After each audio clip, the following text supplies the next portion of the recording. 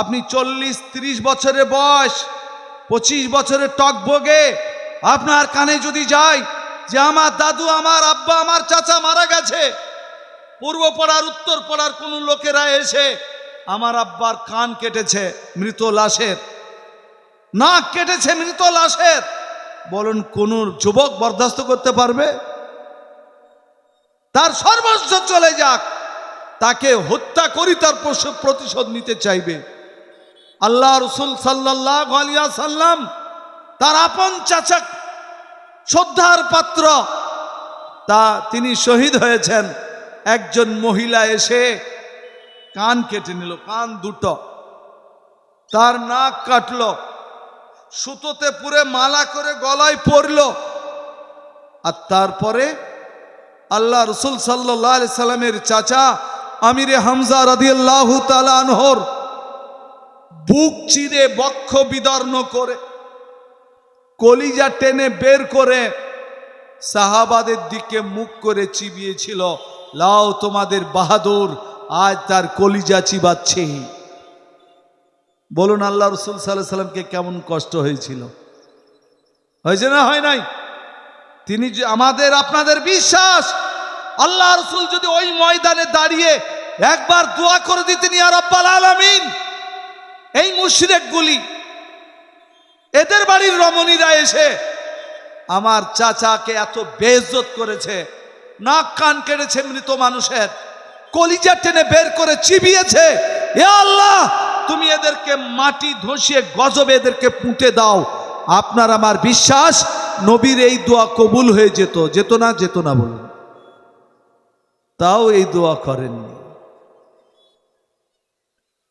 দেখা গেল 6 বছর পরে হিন্দা সহ সবাই মুসলমান হয়েছিল। হিন্দা পর্যন্ত, যে আমির হামজা রাদিয়াল্লাহু তাআলা কলিজা চিবিয়েছিল, সেও পর্যন্ত ইসলাম কবুল করেছিল। তো প্যারা হাজির বুজুর্গ দোস্ত রাজিজ, ওই জন্য আল্লামা ইকবাল বলেছেন, মঞ্জিল সে বড়কর মঞ্জিল তলাশ কর, মিল গয়ে তুঝকো দরিয়া তো সমন্দর তলাশ কর। তুমি যদি নদী বিজয় করো, ক্ষান্ত হইও না, যাক একটা জয় করলাম বট, জলঙ্গি নদী, ওই পারি তো মনে হয় নতুন গ্রাম, আপনাদের পাশের নদী আছেন এখানে একটা। তোমরা যদি নদী বিজয় করো, ক্ষান্ত হও না, থেমে যেও না, সমুদ্র জয় করার চেষ্টা করো। ईमान तेरा लूट गया है रहजन के हाथों से, ईमान तेरा बचा ले और रहबर तलाश कर। आज हे मुस्लिम, তোমাদের ঈমান বিপন্ন, ঈমান চোর নেতাদের হাতে, কাজী তোমাদের ঈমানে সুরক্ষা দিবে এই রকম নেতৃত্বের সন্ধান করো। আল্লাহ আমাদেরকে তৌফিক দান করুন, সকলেই বলি আল্লাহুম্মা আমিন।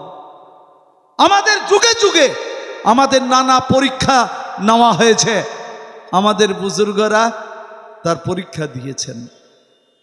এই যে আমাদের প্রতিবেশী রাষ্ট্র চীন বর্তমানে আমাদের দেশের সাথে একটু ঠোকাঠুকি করছে সব সময়।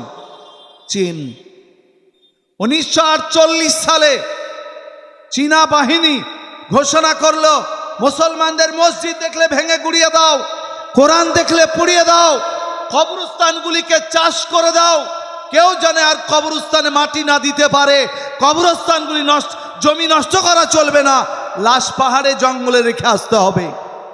এই ছিল স্লোগান। মাদ্রাসা মাক্তাব বন্ধ, আজান বন্ধ, টুপি দাড়িওয়ালা দেখলে হত্যা করো এদেরকে। 1948 সালে স্লোগান শুরু হলো, মুসলমান দেখলে মারো, মসজিদ দেখলে ভাঙো, কোরআন দেখলে পোড়াও। এই স্লোগান চালালো চাইনিজ মিলিটারি।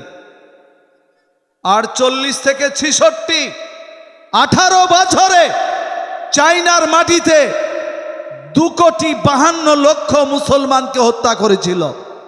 কত